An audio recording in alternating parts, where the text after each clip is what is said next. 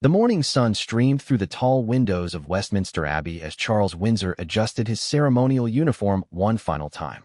Today marked a significant milestone in the royal calendar, and the weight of tradition pressed heavily on his shoulders. At 74 years old, he had spent decades preparing for moments like these, yet something felt different this time. Kate Middleton stood several feet away, her emerald green dress catching the light as she reviewed the ceremony protocol with her private secretary. The Princess of Wales had earned widespread admiration for her grace under pressure, but those who knew her well could detect the subtle signs of nervousness in her careful movements. The relationship between Charles and Kate had evolved dramatically since her marriage to William in 2011. What began as formal pleasantries had gradually developed into genuine mutual respect and affection.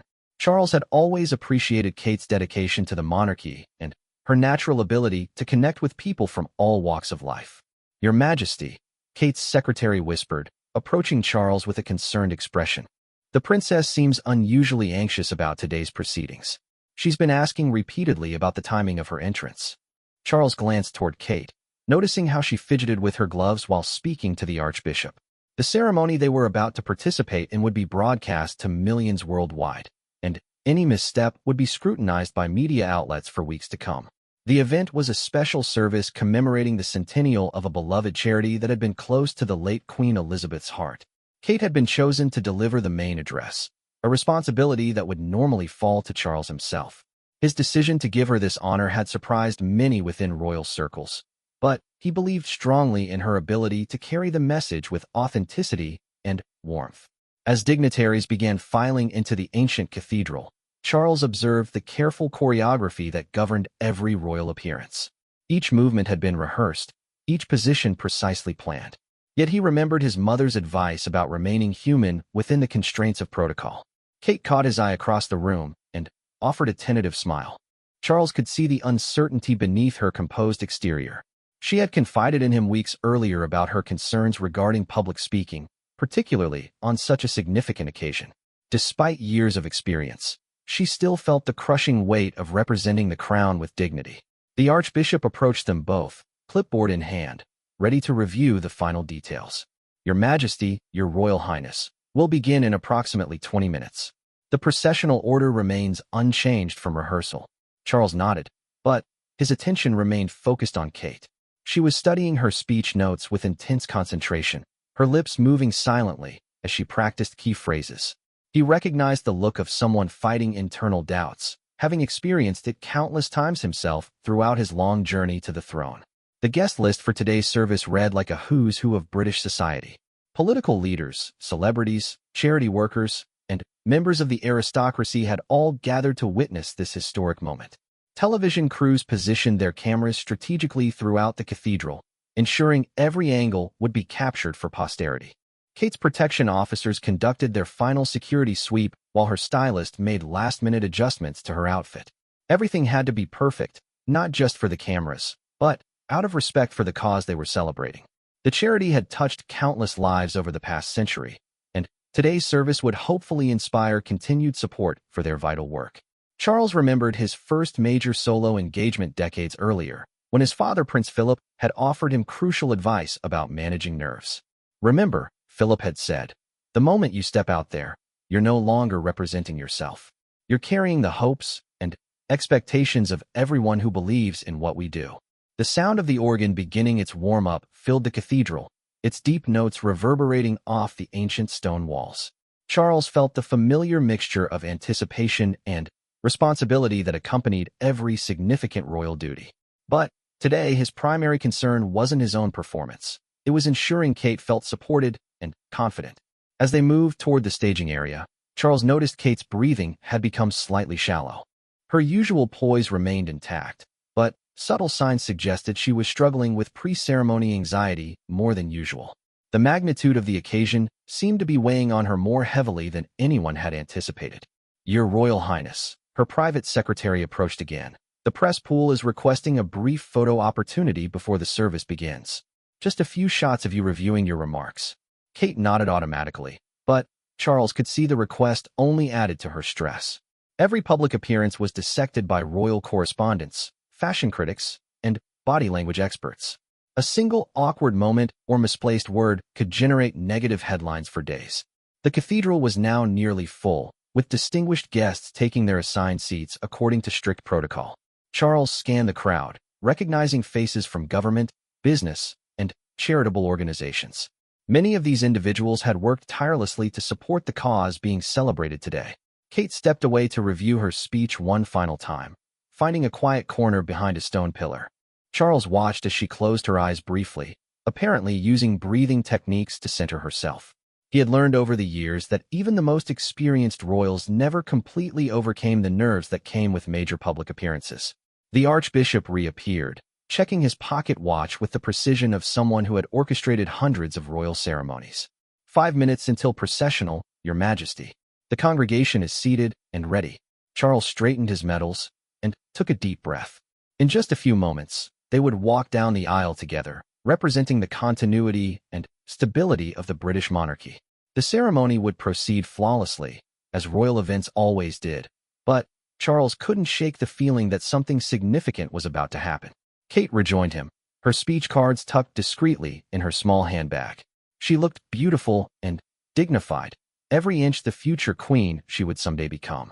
But Charles could see the tension in her shoulders and the way her smile didn't quite reach her eyes.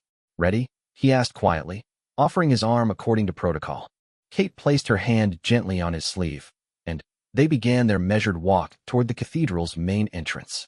Behind them, a small procession of royal household members followed at precisely calculated distances.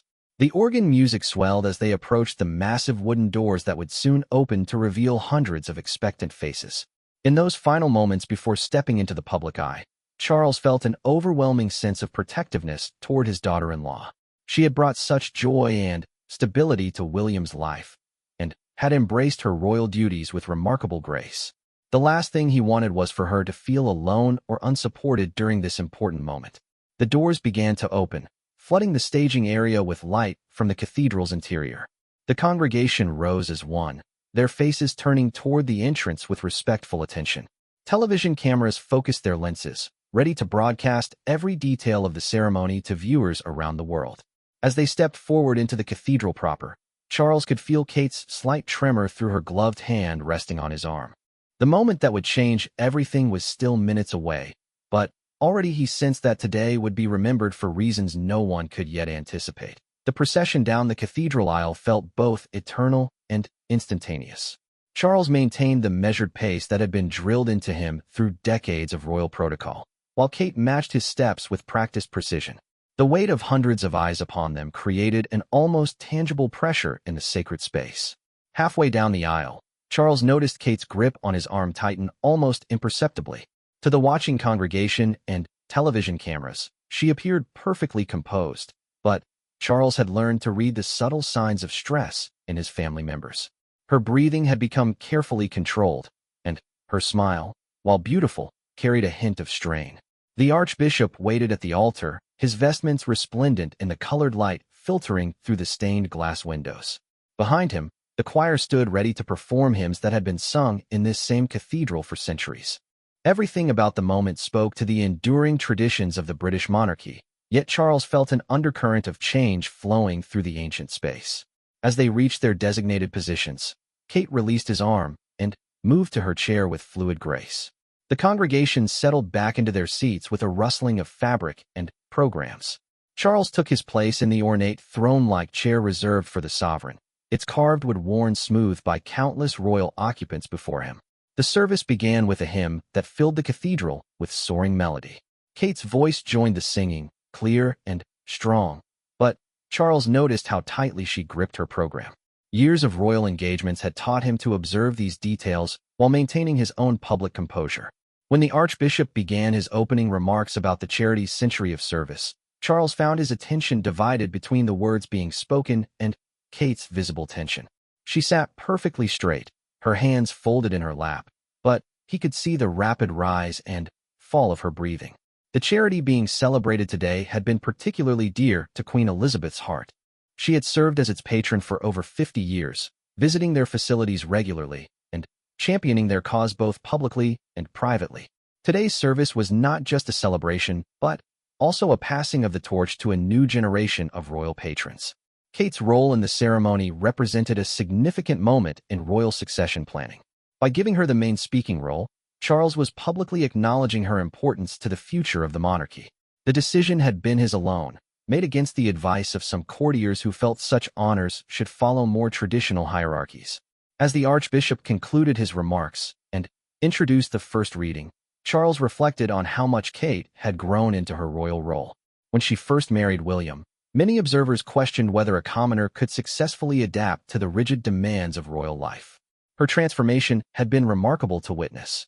The first reading came from a passage about service and dedication, its words echoing off the stone walls with particular resonance. Charles watched as Kate followed along in her program, her lips occasionally moving as she silently rehearsed her own upcoming speech. During the second hymn, a small commotion occurred near the back of the cathedral. An elderly gentleman appeared to be struggling with the heat and was discreetly assisted by ushers. Kate turned slightly in her chair, concern evident in her expression, demonstrating the natural empathy that had endeared her to the public. Charles admired this quality in his daughter-in-law. Despite years of royal training that emphasized maintaining composure regardless of circumstances, Kate consistently showed genuine human emotion when faced with others' distress. It was a trait that would serve her well as a future queen. The Archbishop returned to the lectern for his main address about the charity's work. He spoke eloquently about the thousands of lives that had been touched by their programs, the volunteers who had dedicated countless hours to the cause, and the generous donors who had made it all possible. As the speech progressed, Charles noticed Kate's posture becoming increasingly rigid. Her usual graceful bearing remained intact, but he could detect the mounting pressure she felt about her own upcoming remarks. The weight of following such an inspiring address would be daunting for anyone. The congregation listened attentively to stories of the charity's impact over the decades. Children who had been helped to overcome learning difficulties, families supported through crisis, communities strengthened by outreach programs. Each example reinforced why this organization deserved celebration and continued support. Kate's speech cards remained hidden in her handbag, but Charles knew she had memorized most of her remarks. She had always been meticulous in her preparation for public speaking engagements, often practicing for hours to ensure every word would be delivered with appropriate emphasis and emotion. When the Archbishop concluded his address and announced that the Princess of Wales would now speak, a subtle shift occurred in the cathedral's atmosphere. Cameras adjusted their angles, photographers prepared for the key moment, and the congregation leaned forward slightly in anticipation. Kate rose from her chair with practiced grace, but Charles caught a momentary hesitation in her movement. She walked toward the lectern with measured steps, her heels clicking softly on the stone floor. The distance seemed both too short and too long, bringing her inexorably toward a moment she had been dreading. As she approached the ornate wooden lectern, Kate paused briefly to acknowledge the Archbishop with a respectful nod. The cathedral had fallen completely silent, save for the distant sound of London traffic beyond the thick walls. Standing behind the lectern, Kate looked out over the sea of expectant faces. The congregation included some of the most influential people in British society, all waiting to hear her thoughts about this worthy cause. Television cameras carried her image to millions of viewers who would analyze every word and gesture. She withdrew her speech cards from her handbag and placed them carefully on the lectern. The rustle of paper seemed unusually loud in the profound silence. Charles found himself holding his breath, willing her to feel his support across the short distance that separated them. Kate began to speak, her voice clear and strong despite her obvious nervousness. She started with prepared remarks about the charity's history and the late Queen's devotion to its mission. Her words carried appropriate gravity and emotion, but Charles could hear the slight tremor that betrayed her inner tension. As she progressed through her speech, Kate seemed to gain confidence. Her natural warmth began to shine through the formal words, and her genuine passion for charitable work became evident to everyone present. The congregation responded positively to her authentic delivery. She spoke movingly about meeting beneficiaries of the charity's programs during her recent visits. Her descriptions of children overcoming challenges and families finding hope brought several audience members to tears. Kate's ability to connect emotionally with her subjects while maintaining royal dignity was on full display. Midway through her address, Kate paused to take a sip of water from the glass provided at the lectern. Charles noticed her hand trembling slightly as she lifted the glass to her lips. The brief break allowed her to gather herself before continuing with the more personal portion of her speech. When Kate began talking about her own commitment to continuing the late Queen's legacy of service, her voice took on deeper resonance. These were clearly words that came from her heart rather than a prepared script, and the authenticity was apparent to everyone listening. She shared her vision for expanding the charity's reach in the coming years, speaking with particular passion about programs for young mothers and educational initiatives. Her ideas were practical yet ambitious, demonstrating both her understanding of social issues and her determination to make a meaningful difference. As Kate neared the conclusion of her speech, she looked directly at Charles for the first time since beginning her remarks. Their eyes met briefly, and he offered an almost imperceptible nod of encouragement. The moment was subtle but significant, conveying his pride in her performance and confidence in her future role. The final paragraphs of Kate's speech called for renewed commitment to the charity's mission and emphasized the importance of every individual's contribution to making society better. Her words were inspiring without being preachy, hopeful without being naive. As she spoke her closing lines about the power of compassion to transform lives, Kate's voice carried new strength and conviction. The nervousness that had marked the beginning of her speech had transformed into passionate advocacy for a cause she clearly believed in deeply. The cathedral remained silent for several heartbeats after Kate finished speaking, the profound impact of her words settling over the congregation like a blessing. Then, applause began, starting softly but quickly building to enthusiastic appreciation for her moving address. Kate remained at the lectern for a moment, acknowledging the applause with a graceful nod before beginning her walk back to her seat. Charles could see relief and satisfaction in her expression as she moved away from the focal point of attention. But, as Kate descended the 2 steps from the lectern platform, disaster struck without warning. The heel of Kate's left shoe caught in the hem of her dress as she descended from the lectern. Time seemed to slow as she stumbled forward, her carefully maintained royal composure suddenly shattered by the simple physics of momentum and gravity. The congregation drew a collective breath as Kate fought to regain her balance. Her arms moved instinctively to steady herself, but the combination of her restrictive dress and the stone steps created an impossible situation. She was going to fall, and everyone in Westminster Cathedral could see it happening. Charles reacted without thinking. Years of royal protocol vanished in an instant as he launched himself from his ornate chair toward his daughter-in-law. The distance between them seemed enormous, yet somehow his long legs covered the ground with surprising speed for a man of his age. The cameras caught every fraction of a second as Charles abandoned all ceremonial dignity to reach Kate before she hit the unforgiving stone floor. His military training from decades past kicked in, his body moving with purpose and determination that surprised everyone present. Kate's eyes widened in shock as she realized what was happening. The successful completion of her speech had filled her with relief and satisfaction, making the sudden crisis even more jarring. She could see the stone floor rushing toward her and knew that any fall would be both painful and deeply embarrassing. The Archbishop stepped forward instinctively but was too far away to help.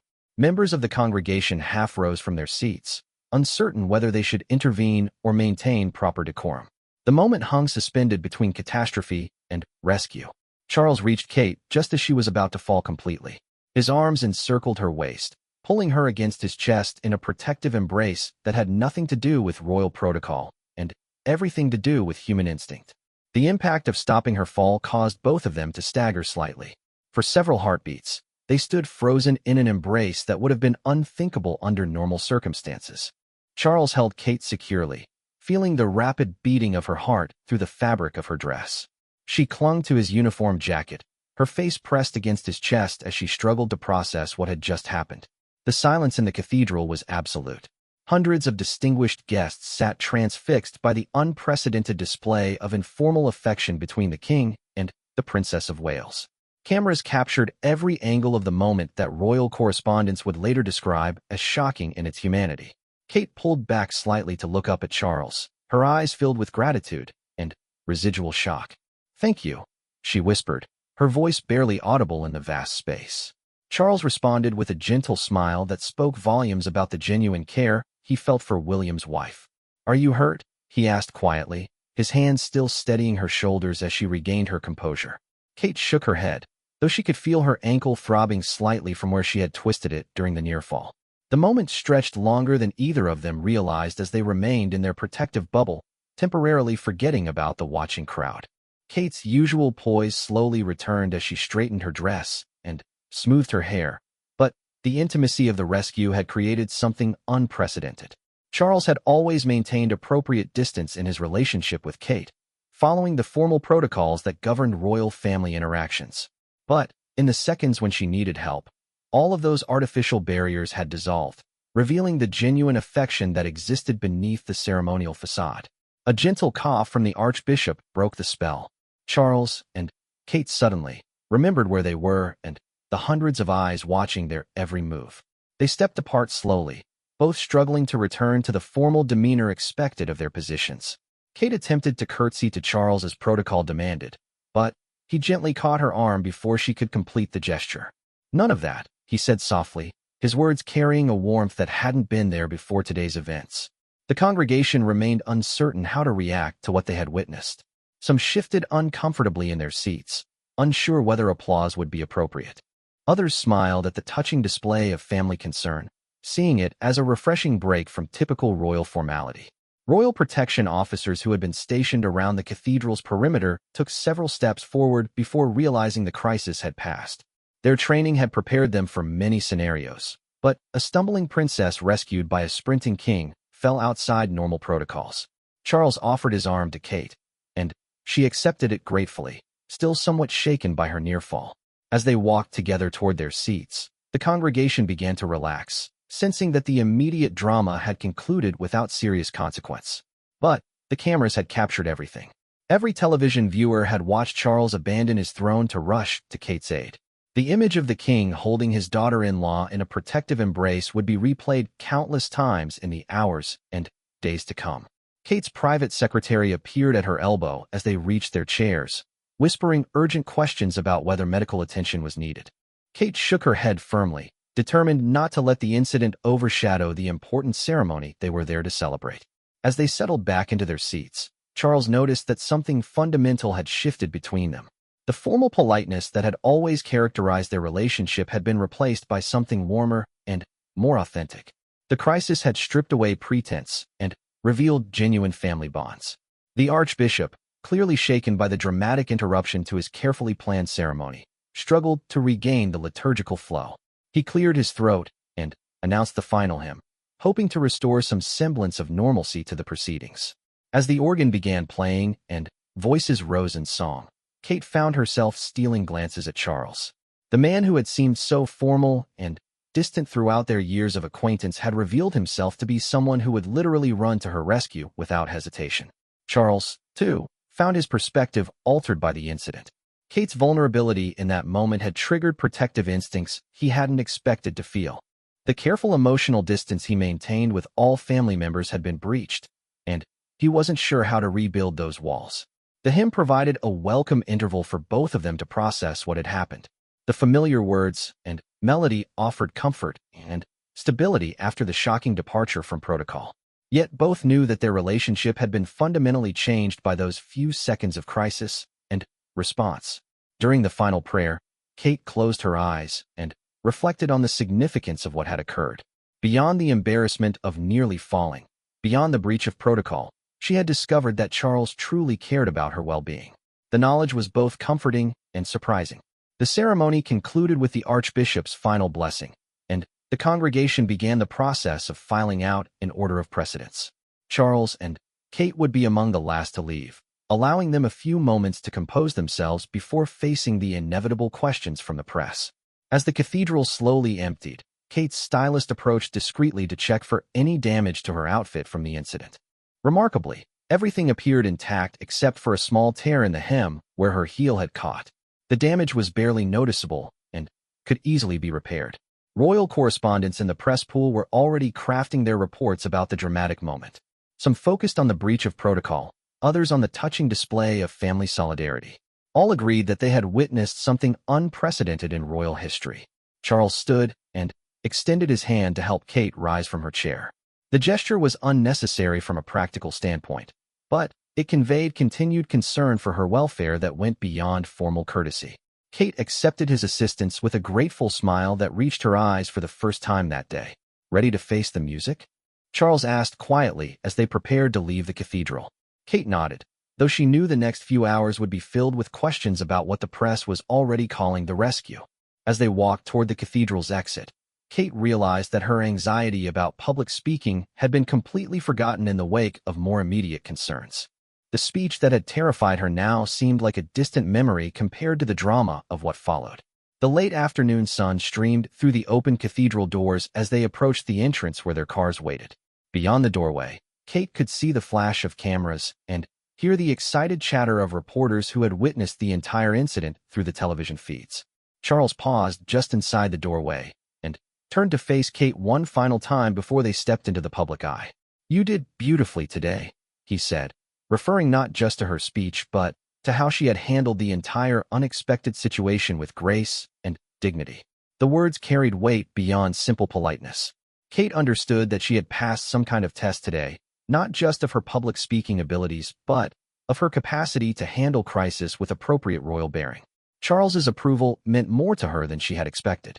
As they stepped through the cathedral doors and into the waiting crowd of reporters and photographers, both Charles and Kate knew that this day would be remembered not for the charity being celebrated or even for Kate's successful speech, but for the moment when protocol gave way to human instinct and family bonds were revealed for all the world to see. The moments immediately following their exit from Westminster Cathedral proved to be a masterclass in royal crisis management. Charles and Kate maintained perfect composure as they faced the assembled media, their expressions revealing nothing of the emotional impact the incident had on both of them.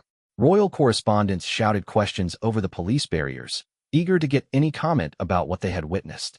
"Your Majesty, can you comment on what happened inside?" "Your Royal Highness, were you injured in the fall?"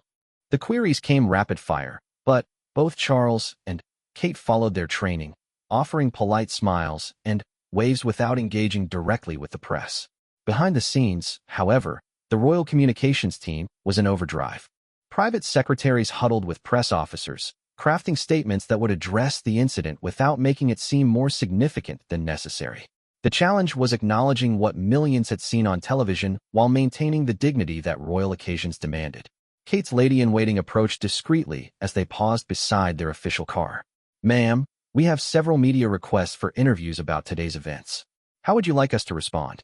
The question highlighted the unusual nature of what had occurred. Rarely did royal incidents generate such immediate and intense media interest.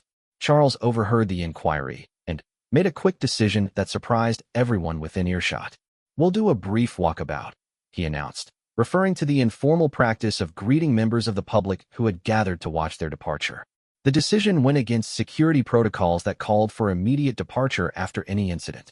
The Royal Protection Team exchanged worried glances, but they had learned over the years that Charles could be remarkably stubborn when he believed a particular course of action was necessary.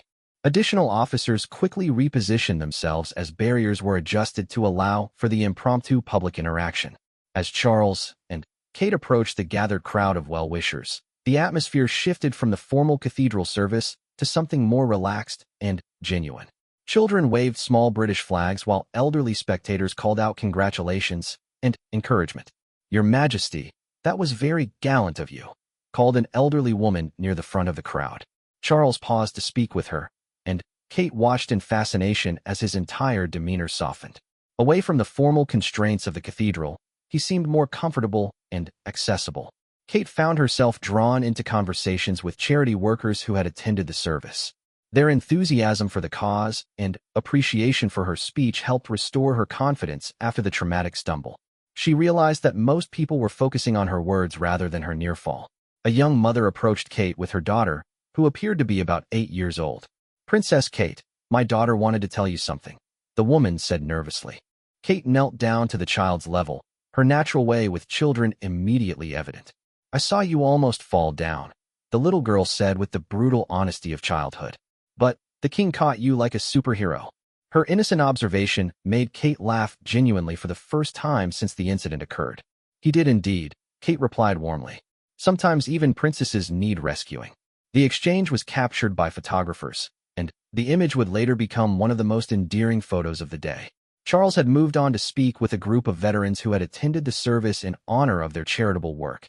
Their stories of overcoming adversity resonated with him, and he found their perspective helped put the day's drama into proper context. What seemed momentous to the media was just another example of people helping each other when needed. As the walkabout continued, both Charles and Kate began to relax into the more informal setting. The genuine warmth of the public's response helped them process their own emotions about what had happened inside the cathedral. A teenage boy approached Charles with obvious nervousness. "Sir, Your Majesty, I just wanted to say that was really cool what you did in there. My dad said it showed you really care about family." The young man's earnest words carried more weight than any formal congratulations could have conveyed. Charles was touched by the observation and took time to speak with the teenager about his own interests and aspirations. The conversation reminded him that the public was often more perceptive about royal family dynamics than courtiers liked to acknowledge. Meanwhile, Kate was engaged in discussion with several charity volunteers about expanding youth programs. Her passion for the cause shone through as she asked detailed questions about their challenges and successes. The near fall that had seemed so important minutes earlier was forgotten in the face of meaningful dialogue about issues that mattered. The royal photographers accompanying the walkabout captured hundreds of images that would tell the story of how the day evolved from formal ceremony to human connection. The pictures showed Charles and Kate appearing more relaxed and genuine than they had during the cathedral service. As the informal public engagement continued, members of the royal household began to express concern about the schedule. Additional engagements were planned for later in the day, and the extended walkabout was creating logistical complications.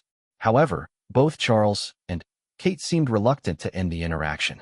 The genuine warmth from the crowd had provided exactly the kind of positive energy they needed after the stress of the ceremony and its dramatic interruption.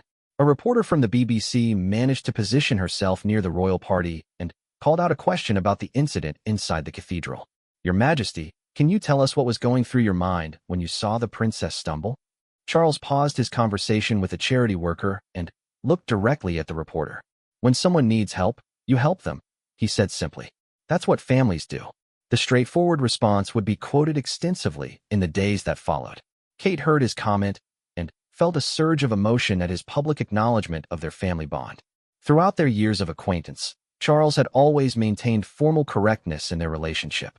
His willingness to speak openly about family loyalty marked a significant shift in their dynamic.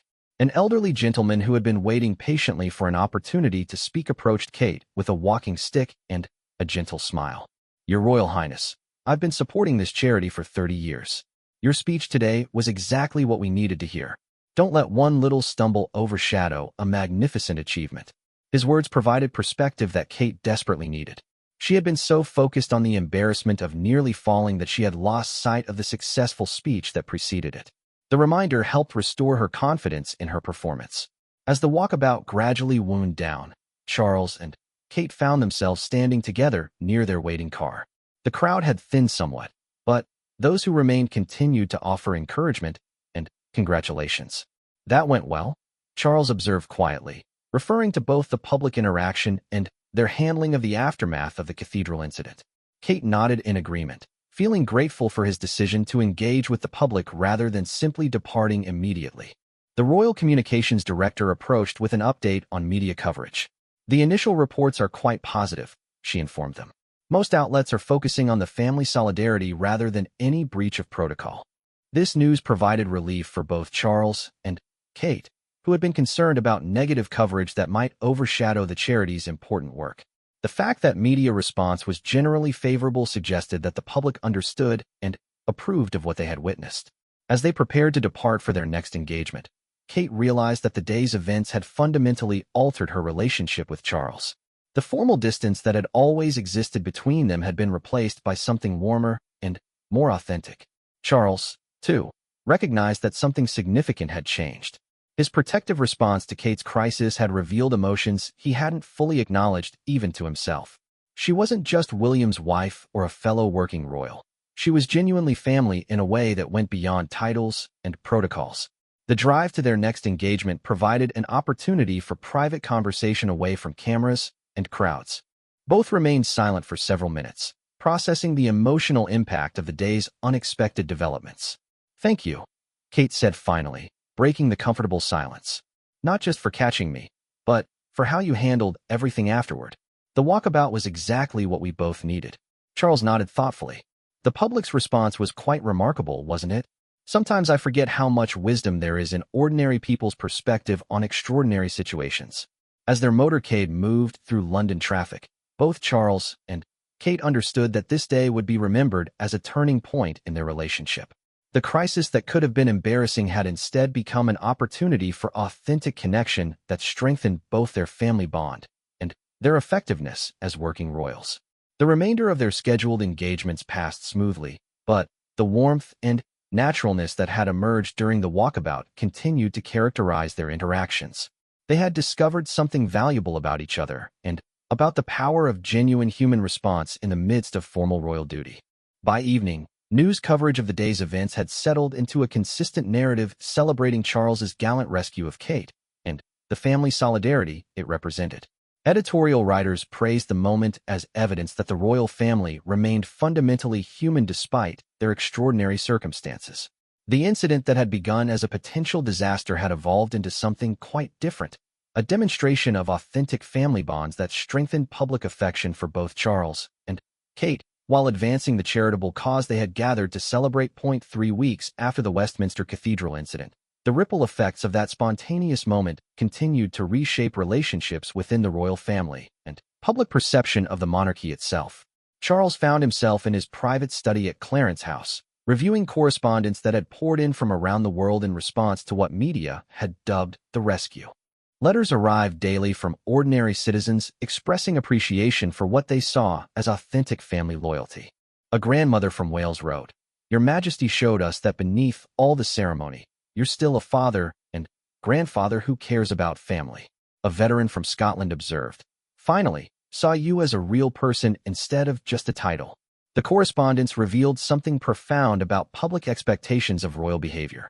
While people respected tradition and protocol, they craved evidence that the royal family remained fundamentally human. Charles's instinctive response to Kate's crisis had provided exactly that reassurance. Kate, meanwhile, had discovered that the incident had enhanced rather than damaged her reputation as a working royal. Invitations for speaking engagements increased dramatically, with organizations specifically requesting her participation because of the grace she had shown under pressure. Her private secretary reported that the charity featured at Westminster Cathedral had received an unprecedented surge in donations following the ceremony. "It seems your speech had exactly the impact we hoped for, ma'am," she informed Kate during their weekly briefing. The incident afterward, if anything, seems to have increased public engagement with the cause. The relationship between Charles and Kate had evolved in ways that surprised both of them. The formal politeness that had characterized their previous interactions had been replaced by genuine warmth and mutual respect. They spoke more frequently and openly, sharing perspectives on royal duties and family matters that would have been unthinkable before. William noticed the change immediately when he returned from an overseas engagement. "You two seem different," he observed during a family dinner at Kensington Palace. "More relaxed with each other, somehow." Kate and Charles exchanged knowing looks, understanding that their shared experience had created a bond that extended beyond their individual relationships with William. The media coverage of the incident had settled into a generally positive narrative, but it had also sparked broader discussions about the modernization of the monarchy. Royal correspondents debated whether Charles's spontaneous action represented a new, more accessible approach to kingship or simply revealed character traits that had always existed beneath the formal surface. Constitutional experts weighed in with observations about the symbolic significance of the moment. Professor Margaret Henley of Oxford University wrote in the Times, "King Charles's instinctive response to his daughter-in-law's distress demonstrated that the monarchy, while bound by tradition, remains fundamentally about human relationships and mutual support." The incident had also influenced how other royal family members approached their public duties. Prince William, in particular, seemed more willing to show spontaneous emotion and natural responses during engagements, as if his father's example had given him permission to be more authentically himself. And the Princess Royal, typically skeptical of emotional displays, surprised everyone by publicly praising her brother's actions during a speech to a military charity. "Charles showed us all what leadership really means," she said. "Not following a script, but responding with integrity when circumstances demand it." International reaction to the incident had been overwhelmingly positive, with royal families from other nations expressing admiration for the authenticity Charles had displayed. The Swedish royal court issued a statement noting that genuine human responses transcend cultural boundaries and remind us why monarchies continue to serve meaningful roles in modern society. Behind the scenes, the incident had prompted discussions among royal advisors about how to balance traditional protocol with opportunities for more natural public interactions. The communications team recognized that the positive response to Charles's spontaneous action suggested the public was ready for a somewhat less rigid approach to royal appearances. Kate had used the attention generated by the incident to advance several of her charitable causes. Speaking invitations that might have taken months to arrange were suddenly available, and she seized the opportunity to raise awareness about early childhood development, mental health support, and educational initiatives. During one particularly successful engagement at a children's hospital, Kate found herself reflecting on how the Westminster Cathedral incident had changed her approach to royal duties. "I used to worry so much about making mistakes," she confided to a colleague. "Now I realize that being human isn't a mistake. It's what makes the work meaningful." The charity at the center of the Westminster Cathedral ceremony had experienced transformational growth following the service and its dramatic aftermath. Donations had increased by 300%, volunteer applications had tripled, and several major corporations had committed to long-term partnerships. Margaret Thompson, the charity's chief executive, reflected on the unexpected impact of the incident. "When we planned that ceremony, we hoped for increased awareness and maybe some additional funding. We never imagined that a moment of crisis would become our greatest opportunity." Charles had begun incorporating more walkabouts and informal public interactions into his schedule, recognizing that the direct connection with citizens provided valuable insights into public concerns and attitudes. His advisors initially resisted these additions, worried about security and schedule implications, but the consistently positive response had won them over. The photographs from that day continued to circulate on social media, with the image of Charles catching Kate becoming one of the most shared royal photographs in modern history. People around the world had created artistic interpretations, memes celebrating family loyalty, and inspirational posts about the importance of helping others. Fashion magazines had initially focused on analyzing Kate's dress and accessories from the ceremony, but the conversation had evolved into discussions about grace under pressure and authentic leadership.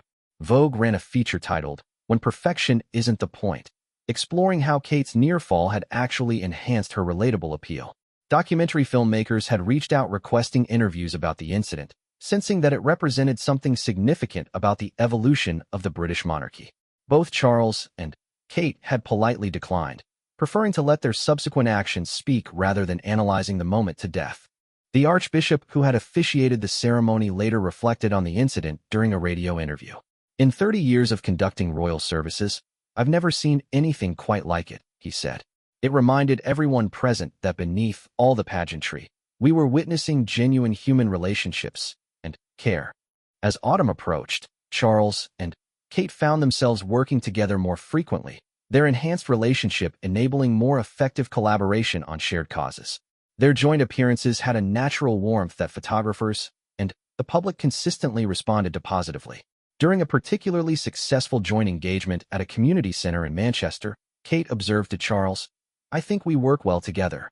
It was a simple statement, but it represented a profound shift from the careful formality that had characterized their previous professional relationship. The incident had also influenced how the royal family approached crisis management. Rather than immediately retreating behind formal statements and protocol, they had learned that authentic human responses often resonated more effectively with the public than carefully crafted official positions. Young people, in particular, had responded positively to what they saw as evidence that the royal family could be genuine and spontaneous. Social media posts from teenagers and young adults consistently praised Charles for being real and Kate for handling it like a boss. Royal biographers began incorporating the Westminster Cathedral incident into their analyses of Charles's reign and Kate's evolution as a royal. The moment was increasingly seen as emblematic of a more accessible, emotionally intelligent approach to modern monarchy. As Charles reviewed the final batch of correspondence about the incident that evening in his study, he reflected on how a single spontaneous action had yielded such far-reaching consequences. The decision to catch Kate when she stumbled had been purely instinctive, but its impact had been profound and lasting. The letter that particularly caught his attention that day came from a young girl in Northern Ireland. "Dear King Charles," she had written in careful handwriting, "when I saw you help Princess Kate, it made me want to help people too. Thank you for showing me that important people can still be kind." That simple observation encapsulated everything the incident had come to represent. In a moment of crisis, when protocol and formality could have dictated a different response, Charles had chosen humanity over hierarchy. The decision had not only strengthened his relationship with Kate, but had also demonstrated to millions that the monarchy remained fundamentally about service, care, and genuine human connection. The gesture that had lasted only seconds continued to resonate months later, proving that authenticity and compassion transcend social boundaries and speak to universal human values.